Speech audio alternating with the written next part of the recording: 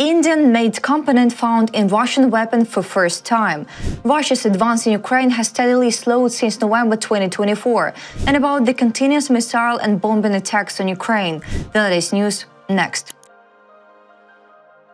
The Institute for the Study of War has stated that the pace of the Russian offensive in Ukraine is steadily decreasing. Russian forces advanced by only 143 square kilometers in March 2025, the lowest figure in the past 5 months, reported by ISW. According to estimates by the UK Ministry of Defense, the rate of Russian troop advancement has been steadily declining each month since November 2024. Russian troops captured approximately 730 square kilometers of territory in November, 393 square kilometers in December, 326 square kilometers in January 2025, 195 square kilometers in February, and only 143 square kilometers in March. ISW has recorded similar trends based on analysis of geolocated footage and satellite data. By their calculations, the Russian advance amounted to 627 square kilometers in November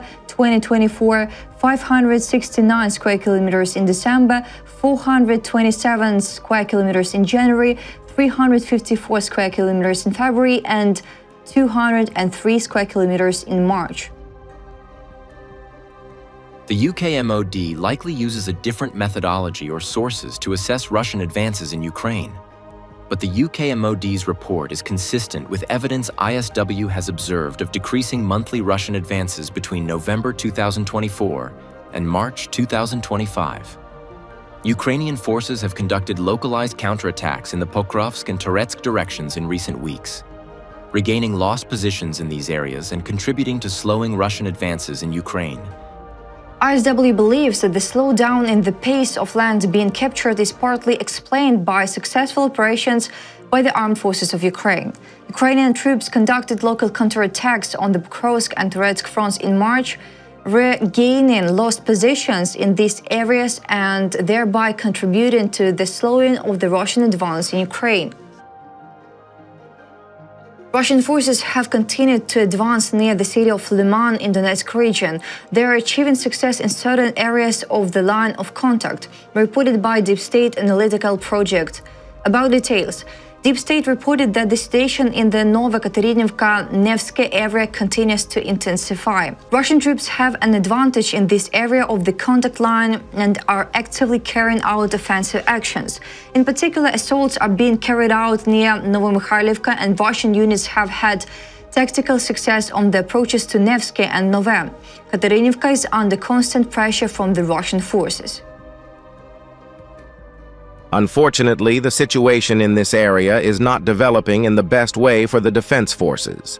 The ineffective use of resources by the brigade that holds that area of responsibility, poor awareness of the situation, and Russia's advantage with drones and opportunities to strike take their toll. The situation is getting worse and needs to be changed. Russia has almost completely eliminated American components from its weaponry. For the first time, an Indian-made component was discovered, Ukrainian defense intelligence reports. In particular, intelligence uncovered nearly 200 new parts and components used in 6 types of Russian weapons. These include the CRP antenna of the Russian Shahed drone, the North Korean ballistic missile KN-24, the computer from the Ha-47 Kinzhal missile, and the drone Supercam S-350, Gerbera and Zala. According to the Ukrainian military, the new CRP antennas for the Ground second drone contained only 2 American-made chips. This indicates Russia's attempt to reduce dependence on components from countries that have imposed sanctions on it. Previously, new German-resistant antennas with Chinese language markings had been discovered in Russian Shaheds. In one of these antennas, which contained 15 components, only 2 were from American companies, Texas Instruments and Linear Technologies. The rest of the transceivers, generators, signal converters, and other microchips were of Chinese origin. The main chip of the CRP antenna, which analyzes incoming signals and determines which to ignore was made by the Beijing Microelectronics Technology Institute. For the first time, a component of Indian origin, a diamond buffer from Aura Semiconductor, was found in Russian weaponry, Ukraine's defense intelligence states. At the same time, the manufacturers of two other components have not yet been identified, but they're likely also of Chinese origin. As of the morning of the 7th of April, 33 residents of Kryvyi Rih who were injured in the Russian ballistic missile attack on the city on the 1st of April remain in hospitals. A total of 18 adults and 2 children are in serious condition, reported by Alexander Vilkol, head of Kryvyi Rih City Defense Council, on Telegram. Currently, 33 people who were injured in the attack on the 4th of April remain in hospitals, among them 4 children. A total of 18 people are in a serious condition, including 2 children. Vilkol added that another 20 casualties, including 2 in a serious condition, are still in hospitals after previous Russian attacks on the city. He also said that the city continues to deal with the aftermath of the Russian strikes. On the 7th of April, a humanitarian aid center will be opened in the city's Saksahansky district. In the Dovhensevsky district, residents can contact the district executive city council committee. The headquarters will provide construction materials and accept applications for financial assistance from the city. The aid will be provided to everyone who needs it, Vilkol asserted. About background, on the evening of the 1st of April, the Russians struck a residential area in Kryvyi Rih with the ballistic missile, killing 20 people, including 9 children. More than 60 people were injured in the attack. Russian forces have attacked Kharkiv region 6 times on the morning of the 7th of April alone.